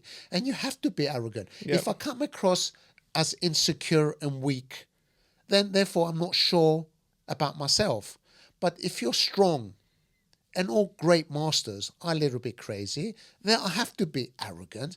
It's a confidence that oozes out of you because you believe more than deep what you are doing is correct. And prove me otherwise. I've had somebody say to me, but I've did this for 40 years. And I said, well, you've been doing it wrong for 40 years. Yeah. Continue to do it, but now try my way. Yeah. What makes you right and wrong? I said, well, when you can beat me, I'll do it your way. And he's not going to beat me because my way is mathematically correct. Well, I think as well, like you That's raise it. a good point. You're never going to excel in any sport if you're insecure about your own ability. Absolutely. You have to have self-belief. Otherwise, I mean, if you turn out to a competition and you believe you're going to lose, you're going to lose. 100%. So, yeah, I think it's also the sport element is like an important context as well. Okay, so what happens next? So you've had this experience at this tournament. You've come second. Brian Jackson said, "All right, Sam, like maybe we'll give you this opportunity to come train with us and see if you've got what it takes." Unfortunately, politics gets in the way, and at this point, you're kind of, for many people, they would consider this a bit of a dead end. Their dream is over, but you're still quite young. I'm still quite young, and I decided, it's not the end of the world. It's only one competition. It didn't mean anything. It didn't change me as a person. I tried, and I wasn't happy with the people that I'll be dealing with, and I was happy to be loyal to my organization. So I decided just to concentrate on my training, develop my judo. By then, I started helping the BJC by running their national courses. So I was running around teaching and contributing to what I knew. I had my judo, I had my jiu-jitsu, I had my kendo. I had enough to keep going. It didn't really bother me. I've never been a really material person. I've never been one of these persons to take pictures of myself or, wanted to go places. I was very just happy-go-lucky. I just enjoyed what I did. As long as I was on the mat, didn't really matter. An opportunity turned up, didn't work out for me, so I just concentrated on my training. It's funny actually because you say you're not materialistic, and that's actually so true because you don't have any of your medals really. You have like a small collection of them, Well, my but medals, you got rid of them all. I got rid of them all. I had so many medals. There was times I was fighting twice a week, in competitions. I had so many. It didn't mean nothing to me. To me, the medal was just nothing. I'd enter a competition and I'd use it as a training ground. I would enter a competition with a purpose, with a vision to not just beat my opponent. I had to beat him a certain way. I was constantly testing my skills, testing my ability. For example, I'm crazy. I will enter competition. If I didn't beat everyone in 5 seconds, I have a failure. If I didn't beat everyone I had to knock someone out. I had to literally put someone out, 2 people out during the competition. That was my aim. I had to not do my favorite technique. I had to do my worst technique. Sometimes it cost me losing a competition because I was constantly training. The medals, nothing. But I did. I was doing very well and I had hundreds and hundreds of medals. And I gave my medals away. I decided to start running competitions and I used my medals to give to children as their gift. So I think at one count I had over 560 medals, huge amount of medals. What am I going to do with them? So how often were you competing? Because I know that back, especially in the 80s and 90s, judo was massively popular. I used to compete at least twice a week. And the problem is with at the time the rules were very easy. I didn't just fight in my weight category. I'd always push my judo to the next level. You got so many people just working so hard to fight one weight category. I would enter 4 to 5 weight categories. I would deliberately enter every single weight category. As I said, I use judo as a competition, and I always wanted to prove to people that judo is not about weight. Stop making these excuses. People play with 1 pound, 1 kilogram too. Oh, he beat me because he's 2 kilograms above me. That's nonsense. Judo's not like that. You don't choose your opponent in the street. I look at judo and martial arts as a martial art. If someone attacks you in the street, you're going to say, oh, sorry, can you bring someone smaller to beat me up? You're too big. You have to deal with whatever you're faced with. So I made the point of entering a competition, and I'll enter, at the time I was 71 kilograms, but I'll enter the 75, the 78, the 81. Deliberately, I love entering the open and the heavyweights. I love fighting big people because I always, through my competition, I wanted to give a message. That message was that you can beat anybody if you're good enough. How are you going to elevate yourself if you keep yourself in your comfort zone? How are you going to test your skill? I can throw anybody in 71 in Taitoshi. But it's a big difference to throw somebody who's 110 kilograms in Taitoshi. So if you stick to throwing young lightweight, how are you going to fight big guys? There is no way I'm going to be the champion under 71. And then every time I fight somebody bigger, they can throw me and beat me. That's not on.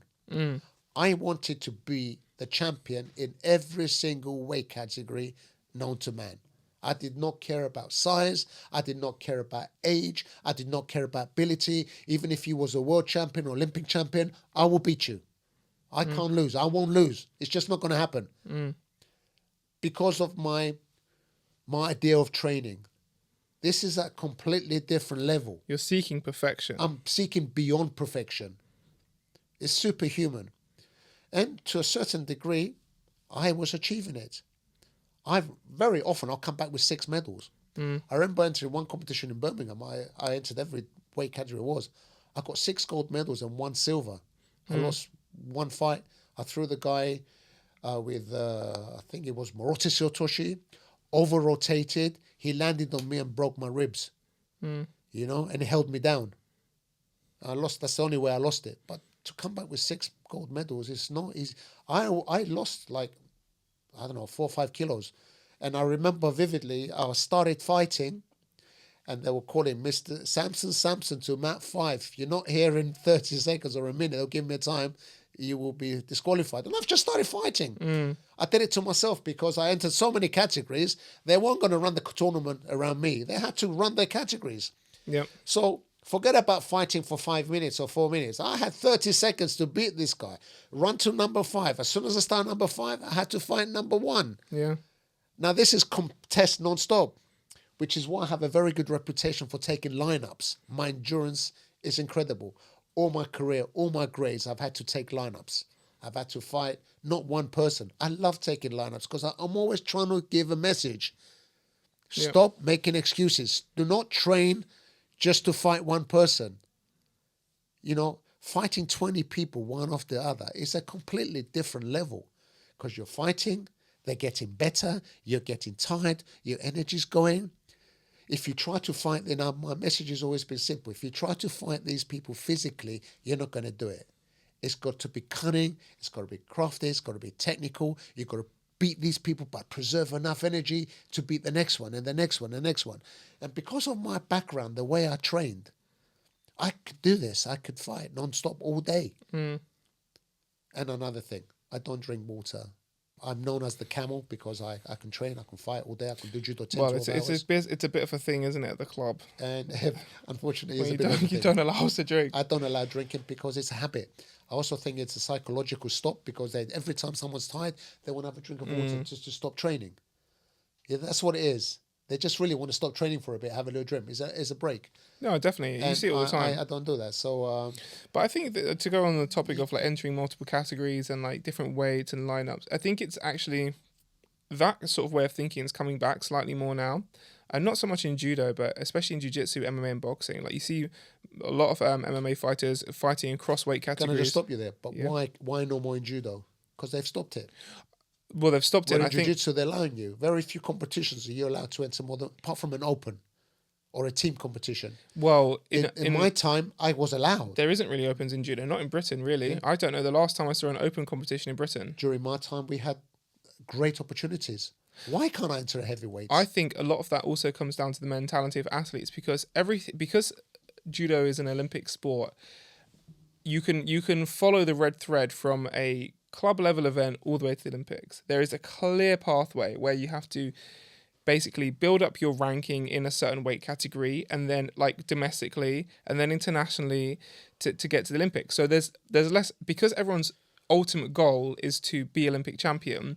Everyone stays within their weight category because they want to build up enough points in that category to get to the next thing, to get to the next thing, to get to the next thing. Whereas in jiu-jitsu, it's not like that. There is no Olympics. There is no final thing. I think if you're a black belt, you have to qualify for the World Championships. I might be wrong, but I actually think that I might be wrong. So a jiu-jitsu guy can confirm if I'm right or wrong. But I believe in jiu-jitsu and IBJJF, which is their main organization, I think you don't even need to get points within your category. Because I was talking to someone the other day and they were saying that to qualify for the Black Belt World Championships, let's say I fight at 81. That's not a jiu-jitsu category, but for judo's sake, I'm fighting 81. Sometimes what people would do, if they were just outside the point system, they would go compete in a random event. We were talking about the Dublin event specifically. And even though I was at 81, what I would do is I would enter the over 100 because I knew there was only 2 people in there to go enter. Yes, yeah. Sometimes not even turn up or whatever, or just like lose or give it a go. But I would guarantee a medal, which would guarantee points. So I might be wrong, but I'm pretty sure it's just points. It's not even confined to weight category. So I think that's why the concept of opens died in judo, was because of the Olympics, essentially. Whereas in these other sports, it's not like that. So people are focusing on... the system has a lot to answer for, the way we do things. And, maybe it's just me, but the Olympics doesn't mean you're the best, you're the champion of that day. You're not the best judo man. And the way the Olympics are going nowadays and the focus, why should everything be about Olympics? And let's face it, the way they've done the Olympics is not like the olden days where we just had the selection. Today I was cutting hair or cutting meat. Next minute I'm representing my country. It's about the people who are gifted, the people who have sponsors, the people who have money. It's a business now. You could be the best judo man, the best jiu-jitsu guy in the world. But if you started young and you got a mortgage, you got a family, you got a business, you got a career, you can't just drop everything and become a professional. Why can't you be given that opportunity to be selected by your country? You win the selections and you go and represent your country. The way it's done at the moment, maybe I'm the only person that feels like this. It is completely wrong. Before, in the olden days, you just had selections and you send your team to represent your country. It's all about money now. It's all about... Well, you've got to qualify on the tour and this and that. And by the time you get there, you're smashed up, you're broken. And what do you get after that? A lot of people thinking now, okay, I'll get the medal, I'll get the Olympic medal, but then I've got to still pay my mortgage, I've got no money, I've got no career. They're all coming out of these Olympic Games because they've given their 12 years of training just to prepare. It's such a high, long shot. And then you've got nothing to show for it. That's why I've never been I don't value the Olympics as much as I should do. I think there's a far greater challenge ahead of, and doing what I do, taking my martial arts to the level where I think it's the ultimate. I don't want to be rude and I don't want to be big-headed, but I don't give a monkeys whether you're an Olympic champion or a world champion or whatever champion. I will fight you anytime I want on the mat and I will beat you. That's it. It makes no difference to me who you are.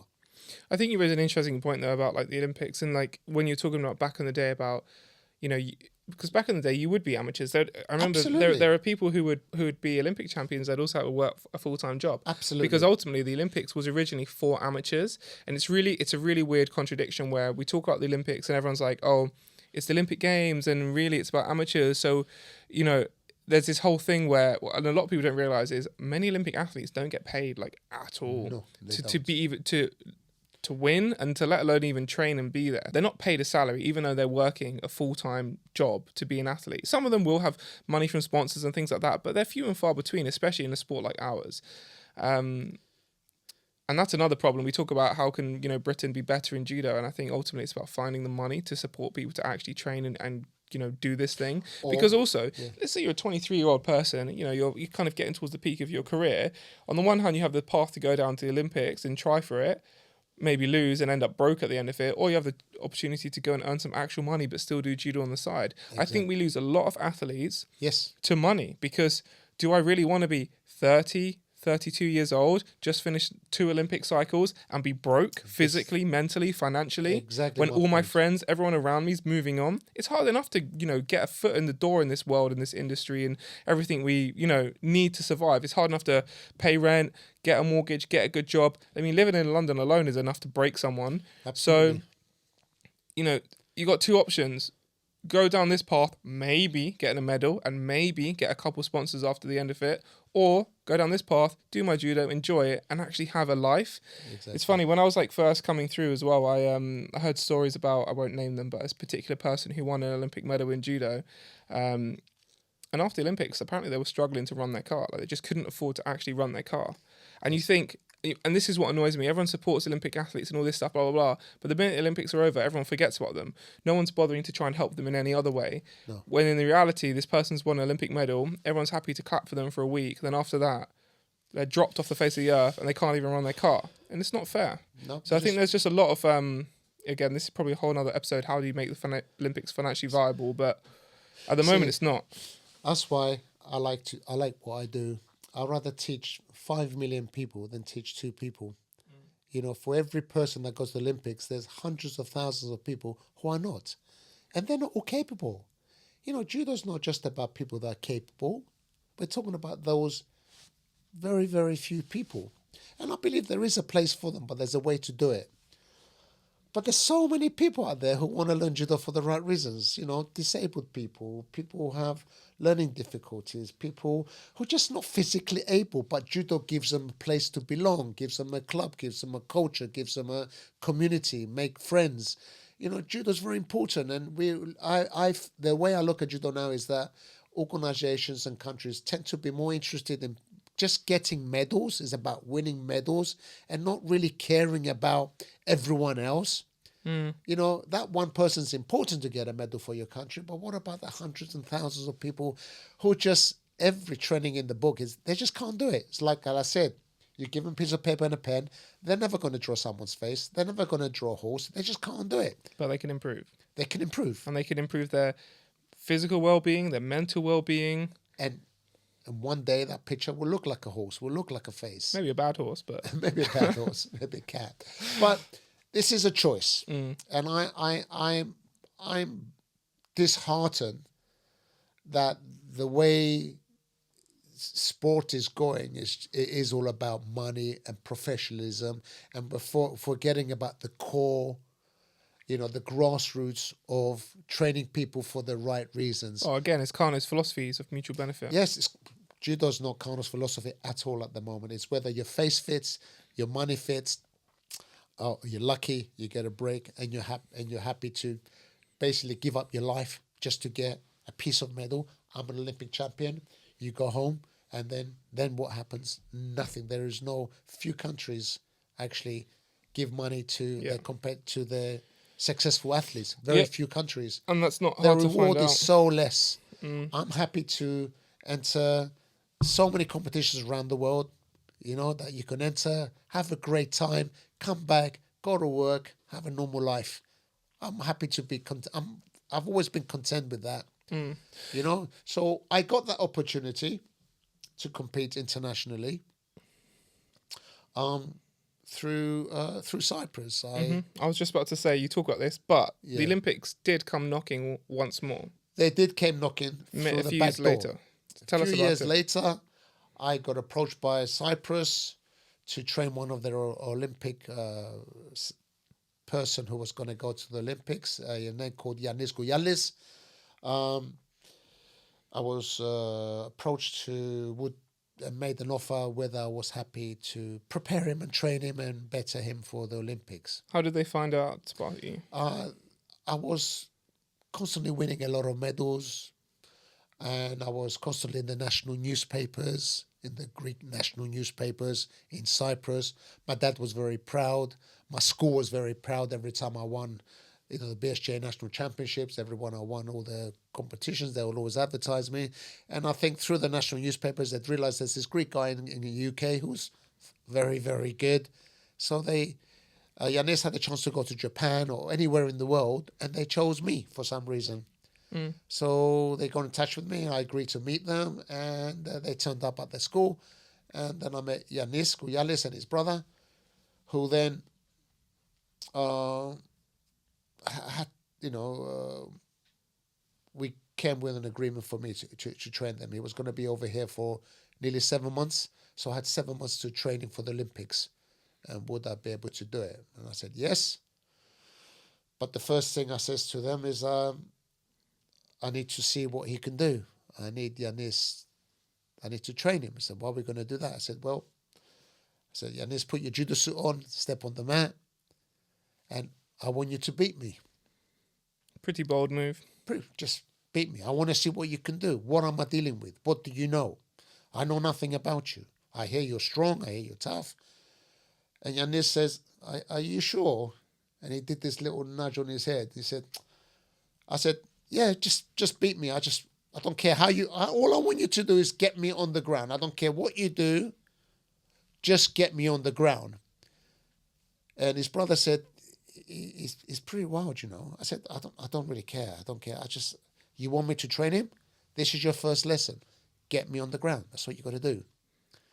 So I faced Yanis, and Yanis looked at me, and he's a bit hesitant because he thinks he's going to rip me to pieces. And with that, I said, yeah, whenever you're ready. Then he key-eyed, like a madman. It just suddenly changed. And he went for me. Right? And just as he went to take hold, he was on his back. He didn't know what happened. He's gone for me again. He's on his back. I'm just deflecting, throwing him at ease. He was trying to rip me to pieces. This wasn't judo. This was like wrestling. And his brother was like, what on earth? And he was like, what's going on? I said, whoa. I said, I've seen enough. So I went up to his brother and I said to him, I have a problem. He goes, how did you do that? I said, well, that's why I'm the boss. I have a problem. I said, I can't teach him for the Olympics. He goes, why not? I said, well, I have to teach him judo first before I teach him the Olympics. As far as I'm concerned, he doesn't know judo. Yeah. He goes, oh my God. I said, that's not judo. And we sort of, he understood. And Yanis couldn't understand what. Nobody's ever done that to him. Nobody. He was an animal. He apparently was beating everyone left, right, and centre. And when the word got around how I was, who I was, and what I did, it was suddenly I had a visit from Cyprus who came and saw me perform, teaching Yanis, and then I taught his nephews as well. I was offered to go to the Olympics myself to represent Cyprus, which I accepted, you know. But Cyprus being Cyprus, I was training Yanis, and I was training alongside him to go with him to be in a different weight category. They did a coup in Cyprus, and one organization overthrew the other organization, and again, politics, bureaucracy, power.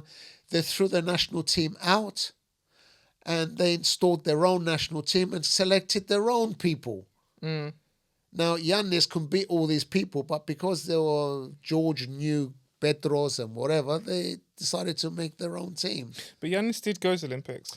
But Yanis did go to the Olympics. But We got him in. I didn't go. He obviously became a celebrity.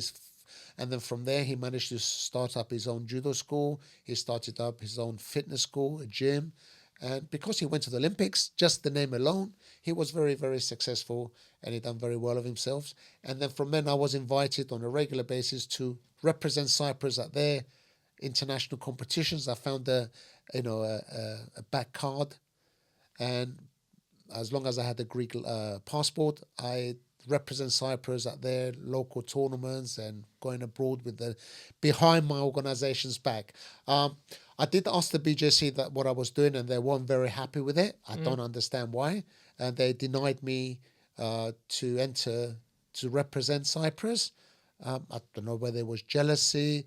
I wrote to Robin Otani explaining that I had the opportunity to represent Cyprus at international level, and they denied me. Unbelievable. But I did it anyway behind their back, and I was winning it. I won multiple competitions for them. I very, very, very lose unless I'm experimenting in my judo. And I trained their national team. I would go 2-3 times a year. I'll train their national team. They'll send a few boys over here, train at my club. And that was my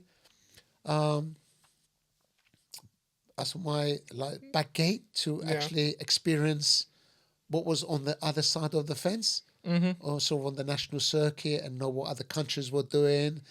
And that's when I started to realize, hey, I'm good. I'm beating, the Balkans. I'm beating all these other countries that were coming. So I had a very good reputation. Unfortunately, that ended when Yannis got killed in Cyprus. There was again politics and mafia.